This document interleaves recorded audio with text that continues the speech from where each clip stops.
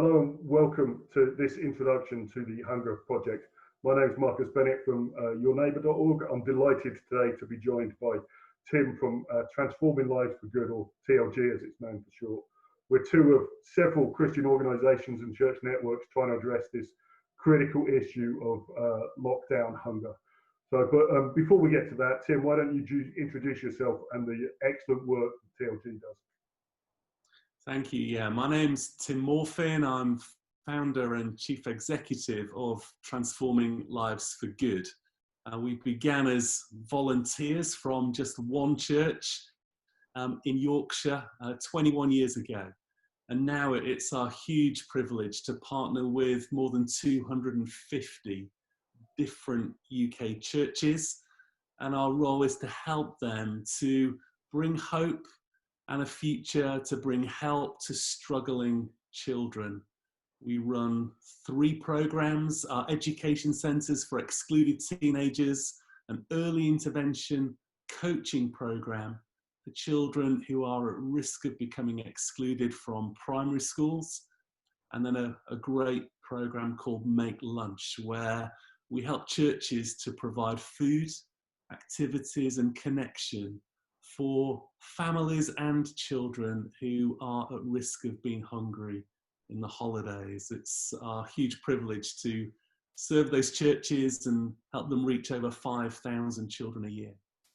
Wow, I hadn't realised it was so many. As a former church leader, I've been involved in one shape or form with all of those projects and highly recommend them, both in terms of their efficiency and the impact they have on the churches. But let's turn our attention to lockdown hunger, Tim.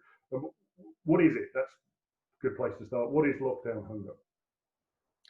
Yeah, in essence, we tragically know that in our country, there before lockdown were 4.1 million children who were living and growing up in poverty. And the reality, therefore, is that every school holiday, when those kids are not in school, they are at risk of being hungry. The free school meal that they would ordinarily receive for so many is sadly their only hot, healthy meal of the day. And so TLG for a number of years have been helping churches to reach out and provide food for these families, but also connection and support. But as we've come into this COVID-19 season and into lockdown, that's meant that families have not had access to the support network of school. And crucially, kids have not had that hot, healthy meal that they really, really need in so many cases. And we know that families are just facing so much.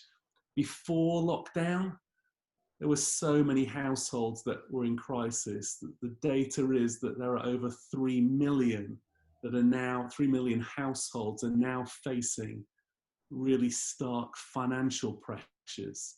And that feeds through to children being at risk. The great thing is that this has been in the news headlines. Marcus Rashford, the footballer, has led a brilliant campaign, and TLG and others were able to get behind that to make sure that through the 6 weeks of the summer, the 1.3 million kids who are ordinarily in receipt of free school meals, those families will still get some money to help support their children. But 1.3 million is just part of the 4.1 million children who are actually living in poverty. And the reason for the difference, well, there are preschool children who don't get free school meals. There are families that are new to the UK who don't get access to that support. And fundamentally, all of the benefit system relies upon parents being able to engage with the system, to fill out forms and to receive vouchers and the kind of help that's available. So we know that there are 2.8 million kids who won't be in receipt of any support at all additionally over the summer. We think that means these children are hugely at risk of being hungry, and this is a crisis that we're calling the church to respond to. Wow. You know you're in trouble when you're measuring the numbers in tenths of a million.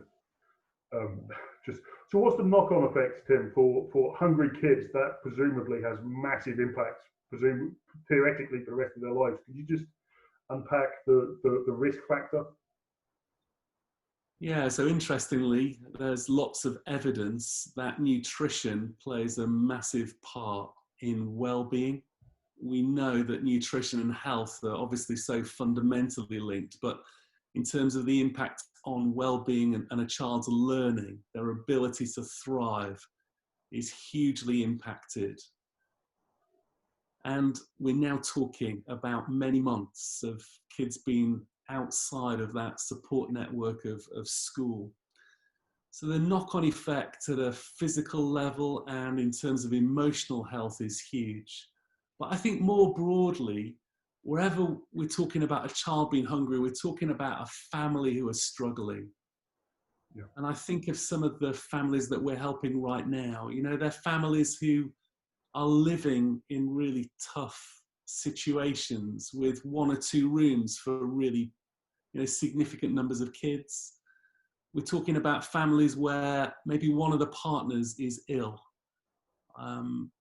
We've been able to get alongside one family where the dad is terminally ill and the mum has initially been furloughed but has now been told that she's been made redundant. And the impact on their children at a time when things are emotionally so unsettling. What we really want to do is just call the church to reach out. And thankfully, that family now have had 6 weeks of regular support from their local church, much more than just food, actually. Some very significant doorstep conversations as that church are serving that family, and it's just a huge privilege to be there for children and their parents at this time. Wonderful. So what can churches do in response to this crisis, Tim? We're calling churches to help. What does that look like? Yeah, so TLG ordinarily would be running a program called Make Lunch, but as we came into the Easter holidays, we developed what we've called Boxes of Hope. And a box of hope is essentially food supplies that a family would need for 3 days, but it's so much more than that. It is also some resources, some activities, some games, and some fun things for a family to enjoy together. Activities for kids, but also things for children to think about just the well-being of the family at this time. Within those boxes of hope, we've included messages and prayers, and the delivery of that box every week is just enabling this connection with families who otherwise would not only be struggling for food, but might, in many cases, just feel very lonely, like they're facing their circumstances alone. TLG's work is all about helping churches to connect with local schools. And so through that connection with a school will refer children who they know to be those at risk. That could be those on free school meals, but it could also be others who the school know actually are facing tough circumstances. And that referral then just introduces the church, enables the church on a weekly basis just to serve with the box of hope.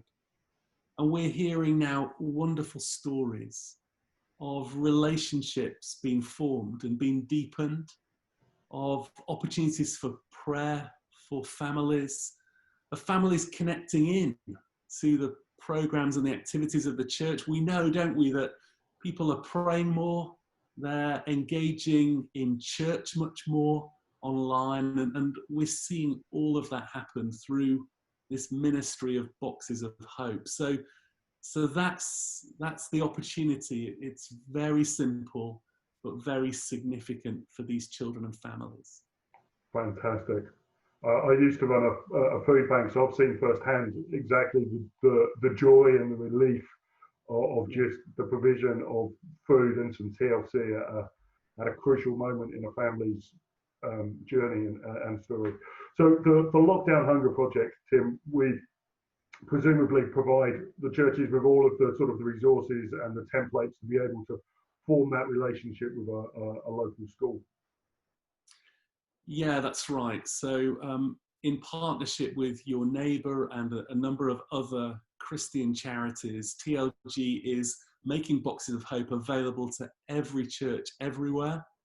So that's all of the guidelines, the activities, some guidance for schools around that process of partnering with a church to help them feel confident.